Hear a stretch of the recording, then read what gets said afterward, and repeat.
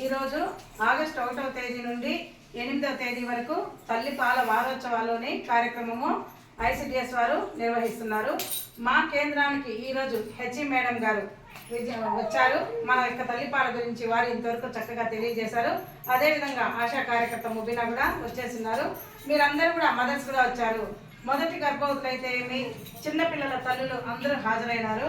ముఖ్యంగా తల్లిపాల వారోత్సవాలని ఎందుకు అంటున్నారంటే ఇది వారం మాత్రమే చెప్పాల్సిన సబ్జెక్ట్ అయితే కాదు, నిరంతరము. ఇప్పుడు ఫస్ట్ గర్భవతుంది ఇక్కడ సబీహాన్ ఒక ఆమె, ఆ అమ్మాయికి ఫస్ట్ గర్భవతి అయితేనే పాలు ఎప్పుడు ఇవ్వాలి, ఎలా ఇవ్వాలి, ఎందుకోసం ఇవ్వాలి అనే ఆలోచన కూడా వాళ్ళకి ఇప్పటికి తెలియదు. కాబట్టి ఇలాంటి వాళ్ళకి మరియు డెలివరీ అయితేనే ఎంత సమయంలో పాలు ఇవ్వాలి అనే విషయాలు కూడా కొంతమందికి అయితే తెలియకుండా ఉంది. ఫస్ట్తో నార్మల్ కాన్పు, నార్మల్గా సాధారణ ప్రసవం అయ్యే వాళ్ళకి 1 గంట లోపలే తల్లి పాలు ఇవ్వాలి.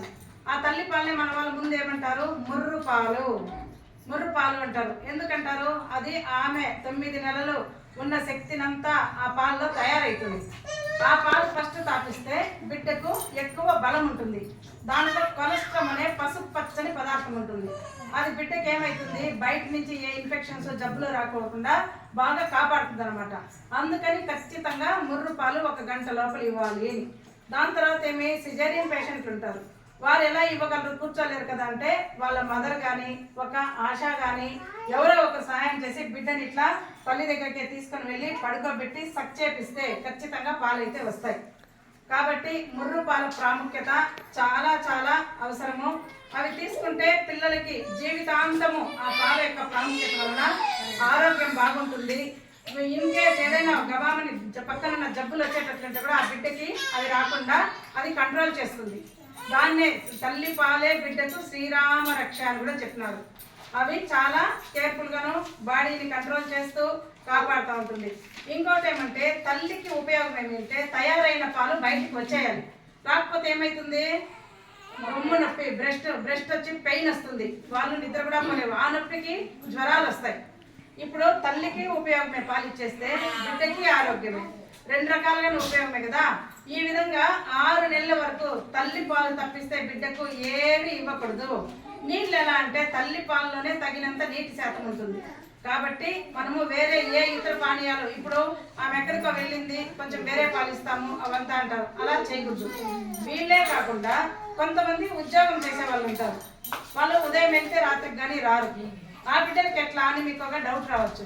వాళ్ళు ఏం చేయాలంటే ఫస్ట్ హ్యాండ్ వాష్ చేసుకొని నీట్గా తల్లి పాలు పిండి ఏం చేయాలి, ఒక నీట్గా ఉండే బాక్స్లో వేసి మూత పెట్టి ఫ్రిడ్జ్లో డోర్లో పెట్టకూడదు, ఫ్రిడ్జ్ లోపల పెట్టి సేవ్ చేయాలి. వాళ్ళ మదర్ వచ్చేంత వరకు ఇంట్లో ఎవరుంటారో వాళ్ళు కప్పు కానీ ఒక స్పూన్ కానీ తీసుకొని బిడ్డకి తాగించాలి. బుడ్డీలో పోయకూడదు. ఎందుకని, అది ప్లాస్టిక్, మన చెయ్యి నీట్గా అందులోకి పోదు, ఇంకా క్లీన్ కాదు. అందువల్ల ఇన్ఫెక్షన్స్ వస్తాయి, లేదా బిడ్డకు మోషన్స్ అయ్యేది, వామిట్స్ అయ్యేది జరుగుతుంది. అందుకేం చెప్తున్నారు, ఒక చిన్న కప్పు తీసుకొని స్పూన్ తీసుకొని దాంతో పాలను తాగించాలి. ఎప్పటి వరకు పెట్టచ్చు ఆ పాలు, 24 గంటల లోపల మాత్రమే వాడాలి. ఆమె ఒక 2 రోజులు రాలేదు అంటే ఆ పాలను మనం వాడుతుంది. 1 రోజులో ఆ పాలను మనం పూర్తి చేసేయాలి. ఆ విధంగా చేసేదాని వల్ల తల్లికి గర్భాశయ క్యాన్సర్ కానీ వెంటనే మళ్ళీ గర్భం రావడం కానీ ఇవేమి రాదమ్మా తల్లి పాలు తాగించేదాని వల్ల. ఉద్యోగానికి పోతున్నాం కదా అని ఏం చేస్తున్నారు, వాళ్ళు పాలు ఇవ్వలేమని కొంతమంది పాలు రాకుండా కూడా ఏదో ఒక ఇంజక్షన్లు వాళ్ళ మొదటి పద్ధతులు పాటిస్తారు. అవి ఎవరూ చేయకూడదు. ఖచ్చితంగా తల్లి పాలు బిడ్డకి ఇచ్చేదాని వల్ల భవిష్యత్తులో వారి జీవన విధానానికి కావచ్చు, వాళ్ళ ఐక్యూ అంటే మేధోశక్తికి అంతటికి ఇది చాలా చక్కగా ఉపయోగపడుతుంది. ఈ విషయాలు ఇంతకన్నా ఎక్కువగా మేడం గారు తెలియజేశారు. ఇంతటితో నేను కూడా ముగిస్తున్నాను. అందరికీ థ్యాంక్ యూ.